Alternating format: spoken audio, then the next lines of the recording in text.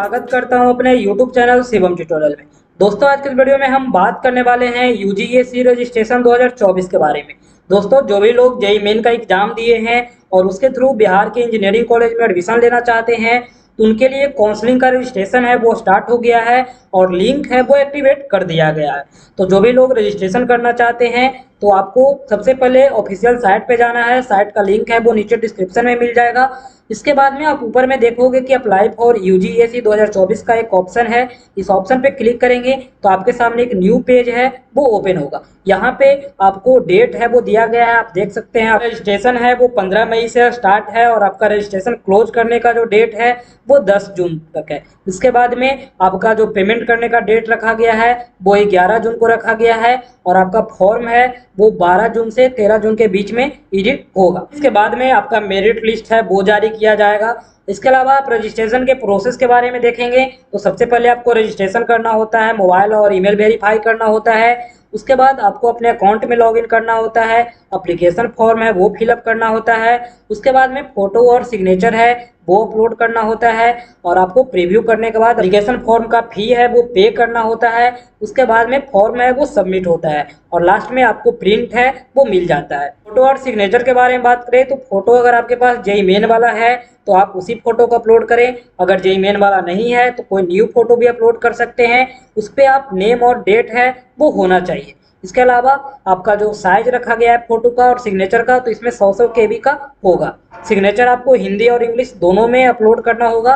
तो आप form fill up करने से पहले ये सारे डॉक्यूमेंट है वो अपने लैपटॉप या फिर कंप्यूटर में सेव करके रखें। रजिस्ट्रेशन के लिए सबसे पहले आपको न्यू रजिस्ट्रेशन वाले ऑप्शन पे क्लिक करना है। यहाँ पे आप देख सकते हैं यूजीएसी 2024 का ऑप्शन है। सबसे पहले आपको जेईई मेन का एप्लीकेशन नंबर यहाँ पे फिलअप करना है। एप्लीकेशन नंबर डालोगे उसके बाद आपको वेरीफाई वाले ऑप्शन पे क्लिक करना है। तो उसके बाद आपको डेट ऑफ बर्थ यहाँ पे फिलअप करने के लिए बोला जाएगा। वो करने के बाद आपको ओके कर देना है। आपका डिटेल है वो वेरीफाई हो जाएगा। तो कैंडिडेट का नाम है, ऑल इंडिया रैंक है, डेट ऑफ बर्थ है, ये सारा डिटेल खुद ब खुद यहाँ पे शो करने लगेगा। उसके बाद नीचे आपको मोबाइल नंबर है वो फिलअप करना है और यहाँ पे सेंड मोबाइल नंबर पे वेरिफिकेशन कोड करेंगे तो आपके फ़ोन नंबर पे एक ओटीपी जाएगा। उस ओटीपी को यहाँ पे फिलअप कर देना है।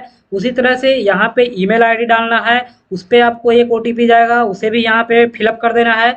नीचे में आपको खुद से एक पासवर्ड जनरेट कर लेना है। उसके बाद आधार नंबर फिलअप करना है।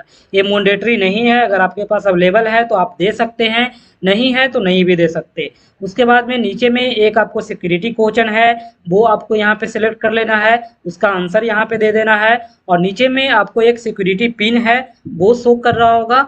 और दोस्तों जब डिटेल है वो फिलअप हो जाए तो आप नीचे साइन अप वाले ऑप्शन पे क्लिक करोगे तो आपके सामने इस तरह का यहाँ पे इंफॉर्मेशन शो करेगा। आपको यहाँ पे कंफर्म कर देना है। दोस्तों जैसे ही आपका साइन अप है वो कंप्लीट होगा इस तरह का इंफॉर्मेशन है वो शो कर देगा रजिस्ट्रेशन सक्सेस, यानी कि आपका रजिस्ट्रेशन है वो सक्सेस हो गया है। तो जब आपका रजिस्ट्रेशन हो जाएगा तो आपको यहाँ पे ईमेल आईडी और जो पासवर्ड आपने बनाया था उस पासवर्ड के थ्रू आपको लॉगिन करना है। नीचे में आपको कैप्चा कोड है उसे डाल करके आपको साइन इन करना है। अकाउंट में लॉगिन करोगे आपका जो पर्सनल इन्फॉर्मेशन है वो आपको शो करने लगेगा। यहाँ पे आपको एप्लीकेशन नंबर है, जेईई मेन का रैंक है, नेम वगैरह, date of birth, father's name, ये सारा डिटेल है वो यहाँ पे शो करने लगेगा। इसमें आपको कुछ भी नहीं करना है, आपसे एडिट नहीं होगा। उसके बाद आपको नीचे में जाना है। नीचे में आप देख सकते हैं यहाँ पे पूछ रहा है क्या आप बिहार के परमानेंट रेसिडेंट हैं, यानी बिहार के रहने वाले हैं, तो आपको यहाँ पे यस कर देना है। उसके बाद में आपका रेसिडेंशियल एलिजिबिलिटी पूछ रहा है तो आपके माता पिता भी बिहार के निवासी है। उसके बाद में आपको यहाँ पे कैटेगरी सेलेक्ट कर लेना है, जो भी है वो आप अपने अकॉर्डिंग सेलेक्ट कर लेंगे। अगर आप नहीं करते हैं तो फिर आपको रिजर्वेशन का बेनिफिट नहीं मिलेगा और इसका सीट अलॉटमेंट जब होगा उस समय आपको बेनिफिट नहीं मिल पाएगा। तो आपका जो भी कैटेगरी है वो आप यहाँ पे सिलेक्ट कर लेंगे। दोस्तों यहाँ पे पूछ रहा है क्या आपका माता पिता का एनुअल इनकम है वो 8 लाख से कम है या ज़्यादा है, तो जो भी है वो आप अपने अकॉर्डिंग कर देंगे। अगर कम है तो आप यस कर देंगे। उसके बाद में नीचे में आपको पूछ रहा है क्या आप सर्विस कोटा में आते हैं, तो आपको नो कर देना है।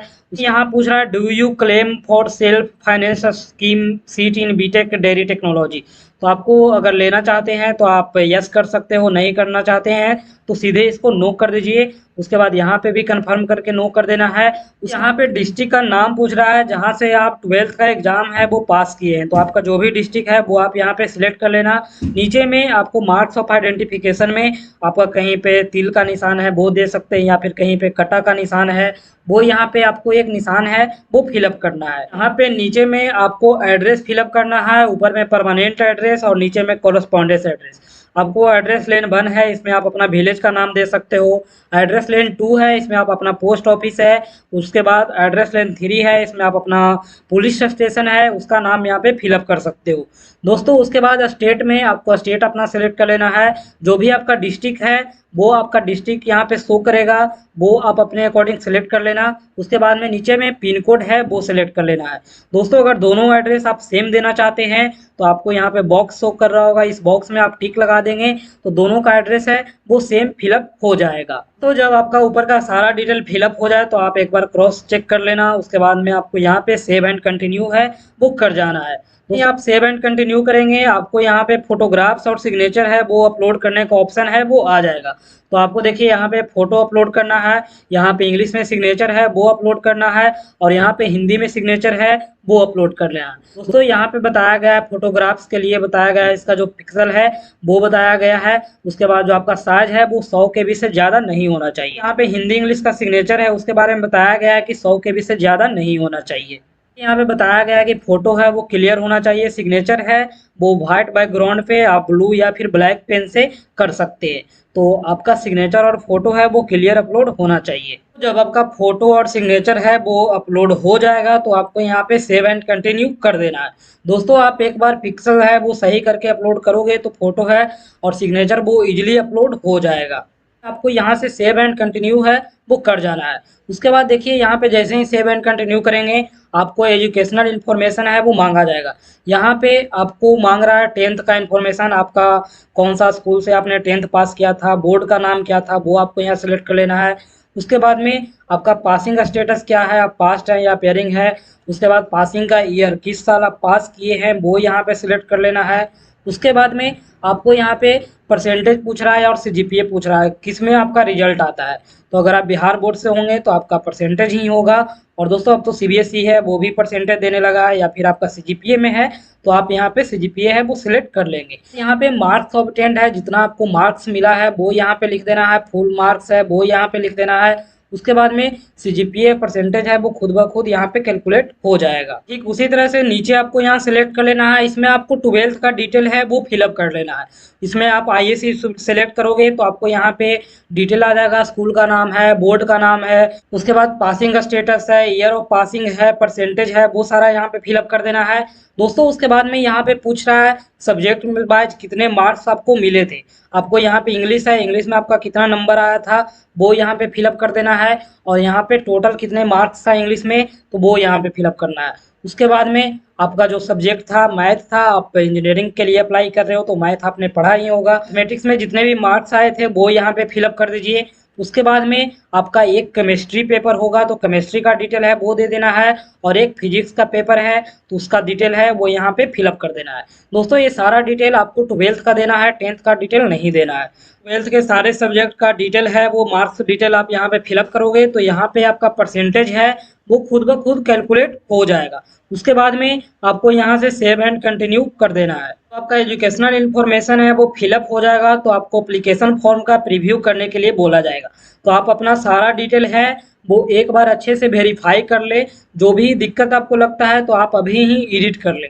तो अगर आपका डिटेल सारा सही है तो आप यहाँ पे प्रोसीड हो करके पेमेंट कर सकते हैं, और अगर कोई गलती होती है तो आप बैक टू एडिट जा करके आप अपना एप्लीकेशन फॉर्म को एडिट कर सकते हैं। यहाँ पे आपको एक बॉक्स मिलेगा, बॉक्स में आपको टिक कर देना है। उसके बाद प्रोसीड टू पेमेंट होना है, यहाँ पे आपको इसे यस कर देना है दोस्तों। उसके बाद में आपको यहाँ पे पेमेंट का ऑप्शन है वो खुल जाएगा। आप सभी तरह से ऑप्शन दिए गए हैं, कार्ड के थ्रू पेमेंट कर सकते हैं या फिर आप यूपीआई के थ्रू पेमेंट कर सकते हो। पेमेंट है वो सक्सेसफुल हो जाएगा। तो इस तरह का फॉर्मेट यहाँ पे शो करने लगेगा।